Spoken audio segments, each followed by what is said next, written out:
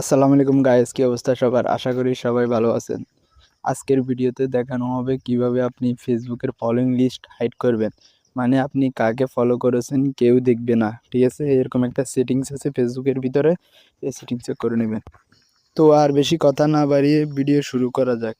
আর আমাদের চ্যানেলটিতে যদি সাবস্ক্রাইব না করে থাকেন তাহলে একটা সাবস্ক্রাইব করে যাবেন। প্রথমে আপনি ফেসবুক অ্যাপে প্রবেশ করবেন, এরপর উপরে থ্রি ডটে ক্লিক করবেন এখানে। এরপর আপনি এখানে সেটিংস অপশনে যাবেন, ঠিক আছে? এই যে সেটিংস অ্যান্ড প্রাইভেসি, এই অপশনটিতে ক্লিক করবেন। এরপর আবারও সেটিংস অপশনে ক্লিক করবেন, এই অপশনটাতে। এরপর একটু স্ক্রল ডাউন করবেন। এরপর এখানে লেখা আছে ফলোয়ার্স অ্যান্ড পাবলিক কন্টেন্ট, এই অপশনটিতে ক্লিক করবেন।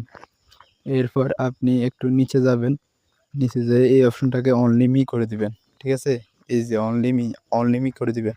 এরপর আপনার কাজ হয়ে গেছে, ঠিক আছে? এটাই হলো এই সেটিংসটা করলে আপনার ফলোইং লিস্টটা হাইড হয়ে যাবে, ঠিক আছে? এই ছিল আজকের ভিডিও। এরকম আরও নিত্য নতুন টেক ভিডিও পেতে আমাদের চ্যানেলটি সাবস্ক্রাইব করে পাশে থাকবেন।